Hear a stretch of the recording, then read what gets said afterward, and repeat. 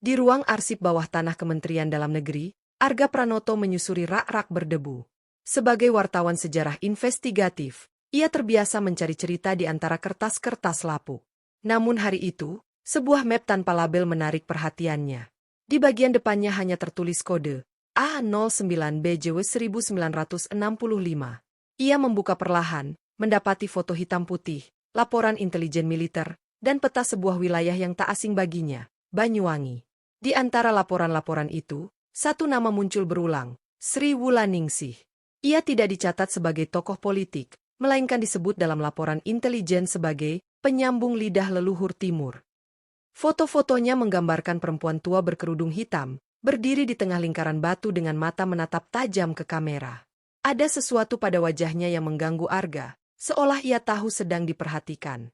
Laporan menyebutkan bahwa Wulaningsih diyakini memimpin sebuah kelompok spiritual yang menggunakan kekuatan supranatural untuk memengaruhi kekuasaan lokal. Dalam beberapa laporan, ia dikaitkan dengan kematian mendadak sejumlah tokoh desa dan hilangnya arsip penting di tingkat kabupaten. Namun semua laporan itu berhenti mendadak pada tahun 1965. Penasaran, Arga menghubungi redaksinya untuk meminta cuti investigasi. Ia merasa telah menemukan benang merah yang selama ini tak terungkap. Hubungan antara kekuasaan dan dunia gaib dalam sejarah kelam Indonesia. Tanpa pikir panjang, ia memesan tiket ke Banyuwangi. Setibanya di Banyuwangi, Arga menginap di rumah seorang pensiunan guru, Pak Karso. Lelaki tua itu menyambutnya dengan ramah, namun berubah pucat saat Arga menyebut nama Wulaningsih. "Nah, nama itu tak layak diucap sembarangan," katanya pelan. "Itu bukan sekadar nama, itu adalah kutukan." Malam pertama di rumah Pak Karso, Arga bermimpi aneh. Ia melihat perempuan berkerudung hitam duduk di tengah lingkaran api, melafalkan mantra dalam bahasa yang tidak dikenalnya. Ketika terbangun, Arga mendapati seutas rambut panjang dan basah di dalam koper bajunya. Keesokan harinya, Arga mencoba mencari catatan publik tentang Wulaningsih. Namun nama itu tak pernah muncul dalam arsip pemerintah daerah, koran lokal, atau catatan sejarah. Seolah-olah sosok itu sengaja dihapus dari ingatan kolektif. Namun satu hal aneh terjadi saat ia memotret peta lama Banyuwangi. Di hasil fotonya muncul simbol asing yang tidak ada di peta asli, sebuah lingkaran dengan 3 panah mengarah ke pusat. Pak Karso, yang melihat foto itu, langsung gemetar. "Itu segel," katanya. "Dan kau telah membukanya." Arga mulai sadar, apa yang sedang ia gali bukan sekadar cerita masa lalu. Ia tengah mengungkit sesuatu yang telah lama dikubur, dan sesuatu itu, perlahan, mulai terbangun kembali. Tahun 1965 di Banyuwangi bukan hanya tentang politik dan ideologi. Di balik layar penumpasan terhadap orang-orang yang dituduh komunis, terjadi operasi tersembunyi yang tidak pernah dilaporkan dalam sejarah resmi. Operasi itu disebut Pembersihan Nusantara, dan dijalankan oleh satuan militer khusus yang bekerja sama dengan para paranormal negara. Sasaran mereka bukan hanya simpatisan PKI, melainkan juga para dukun, pawang hujan, dan juru kunci yang dianggap menguasai ilmu hitam. Beberapa dari mereka dituduh menjalin perjanjian dengan kekuatan gaib yang dapat membahayakan stabilitas negara. Nama Sri Wulaningsih berada di urutan teratas dalam daftar tersebut. Dalam transkrip wawancara intelijen yang dibaca Arga, seorang tentara bernama Sersan Wiryo menceritakan bagaimana mereka menangkap dukun-dukun dan menginterogasi mereka di sebuah markas rahasia. "Mereka tidak berteriak, Mas. Mereka tertawa, seperti tahu ajal mereka bukan di tangan kita," tulisnya.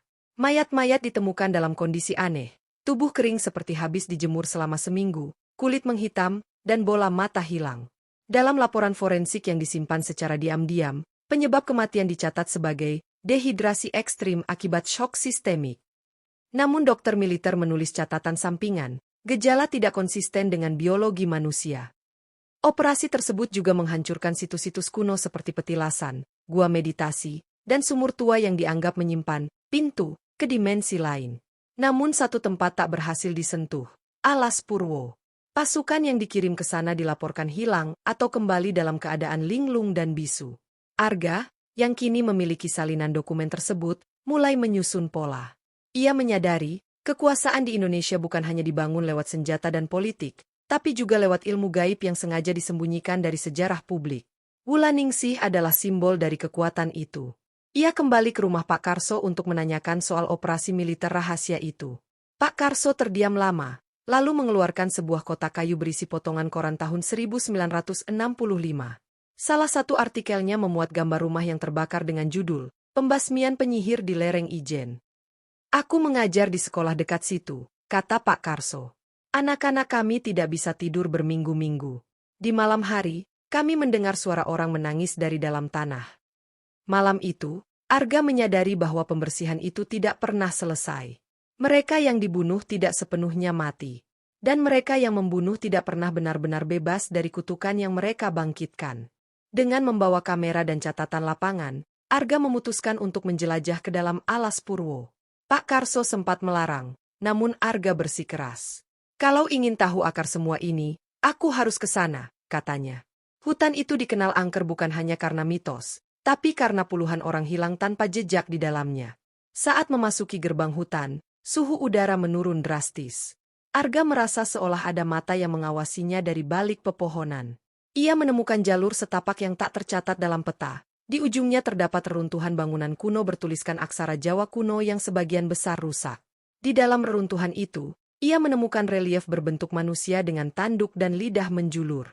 Di sekitarnya terdapat lingkaran batu seperti yang ada di foto Sri Wulaningsih. Di tengahnya, masih berdiri batu besar yang memancarkan hawa dingin menyengat. Kamera Arga mati tanpa alasan jelas. Malam menjelang, dan Arga memutuskan berkemah di tepi reruntuhan. Dalam tidurnya, ia bermimpi berada dalam upacara pemanggilan roh. Wulaningsih berdiri di tengah-tengah, dikelilingi pengikutnya yang mengenakan jubah hitam. Ketika Arga mencoba mendekat, semua mata menoleh padanya serempak. Ia terbangun dengan napas memburu dan mendapati lingkaran api kecil membara di sekitarnya. Padahal ia tidak menyalakan api sama sekali. Dalam ketakutan, ia memutuskan meninggalkan lokasi itu secepat mungkin, meski harus berjalan malam-malam dalam gelap. Namun saat kembali ke jalan besar, ia bertemu seorang wanita tua berpakaian serba putih yang memanggil namanya.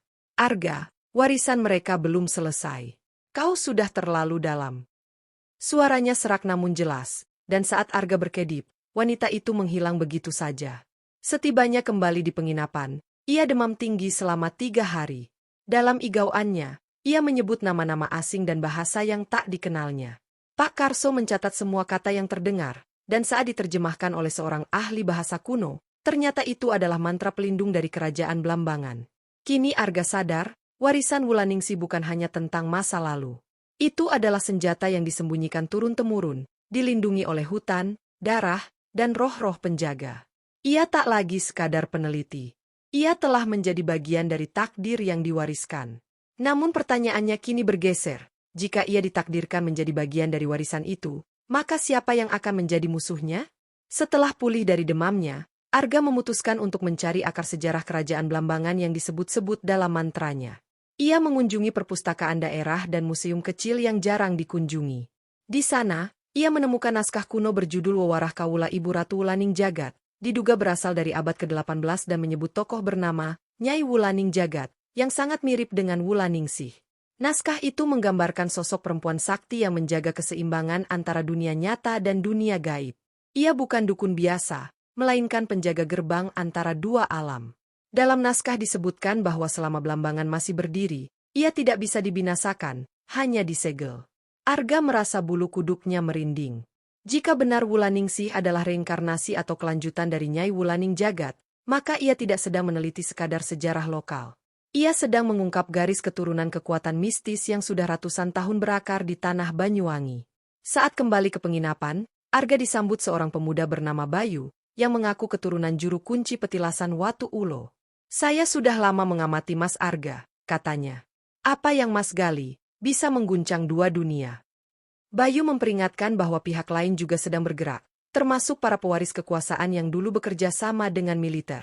Menurut Bayu, sejak era Orde Baru, ada sekelompok elit yang diam-diam menggunakan jasa dukun santet untuk mempertahankan kekuasaan. Mereka percaya bahwa kemenangan politik tidak cukup tanpa perlindungan metafisik. Sri Wulaningsih awalnya ditawari bekerja sama, namun menolak.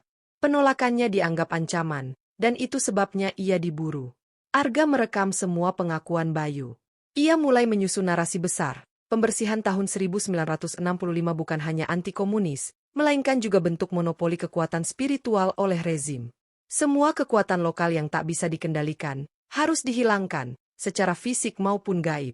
Namun investigasinya terancam saat seseorang membobol kamarnya malam hari dan membakar sebagian catatan serta fotonya.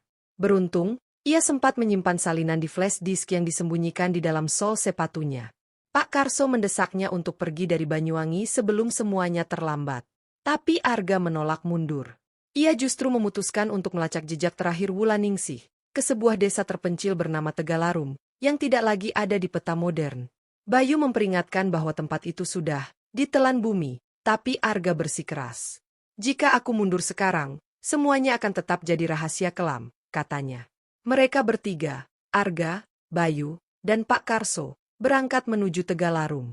Jalan menuju desa itu tertutup hutan lebat dan rawa-rawa. Namun malam sebelum keberangkatan, Arga menerima surat tanpa nama yang diselipkan di bawah pintu kamarnya. Di Tegalarum, kau akan bertemu bukan hanya dengan masa lalu tapi juga keputusan akhir. Perjalanan ke Tegalarum akan menjadi ujian terakhirnya. Bukan hanya sebagai wartawan, tapi sebagai manusia yang menantang batas antara dunia terang dan bayangan. Bayu dan Pak Karso saat mereka mendekati kawasan hutan yang diyakini menjadi bekas desa Tegalarum. GPS tak lagi berfungsi, sinyal menghilang. Di tengah belantara, mereka menemukan jalan berbatu tertutup akar dan semak belukar. Seakan-akan alam sendiri berusaha menutup jalan masuk. Saat matahari tenggelam, mereka tiba di sebuah dataran terbuka. Tak ada sisa rumah, hanya pondasi batu melingkar dan sebuah sumur tua yang masih menganga hitam di tengahnya. Bayu bersimpuh. Disinilah dulu Wulaningsih dan pengikut terakhirnya dibakar hidup-hidup, katanya. Tapi tubuh mereka tak pernah ditemukan. Arga mendekati sumur, dan sesaat setelah menatap ke dalamnya, ia kehilangan keseimbangan dan jatuh terduduk. Dalam pandangannya yang kabur, ia melihat cahaya kemerahan muncul dari dasar sumur, lalu suara-suara mulai terdengar, bisikan, tangisan, dan nyanyian lirih. Tiba-tiba Bayu merintih kesakitan. Dari bawah bajunya muncul luka-luka gores yang membentuk pola segel lingkaran. Aku hanya pembawa, katanya dengan lemah. Yang mereka tunggu adalah kau. Pak Karso menjerit saat tubuhnya terangkat ke udara, lalu terlempar keras ke pohon. Dari balik kegelapan, sosok berjubah hitam perlahan muncul.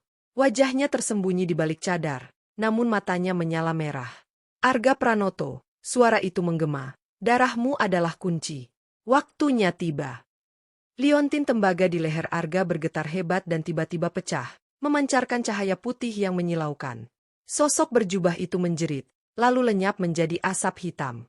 Cahaya liontin menembus tanah, membuka retakan tempat sumur berada. Dari dalamnya, muncul wajah-wajah masa lalu, para penjaga, pengikut, dan Wulaningsih sendiri, muda dan berwibawa. Pilihan ada padamu, cucuku. Suara Wulaningsih menggema dari dalam tanah. Warisan ini bisa kau segel, atau lanjutkan. Arga menangis. Ia tahu, meneruskan berarti kehilangan hidup normal. Namun menyegelnya berarti menyembunyikan kebenaran lagi. Ia mengambil potongan liontin, menancapkannya ke tanah, dan berteriak mantra yang pernah ia igaukan. Cahaya meledak, dan semuanya gelap. Saat ia sadar, Arga terbaring di pinggir jalan desa. Bayu dan Pak Karso tak ada. Di tangannya, terselip catatan, kebenaran telah dibuka. Tapi hanya sedikit yang akan percaya. Kembali ke Jakarta, Arga menulis artikelnya. Namun tak satupun media bersedia menerbitkan. Maka ia memilih jalan lain, menerbitkannya sebagai buku fiksi. Tapi ia tahu, di balik kata-kata itu, ada kenyataan yang lebih kelam dari apapun yang pernah ditulis sejarah.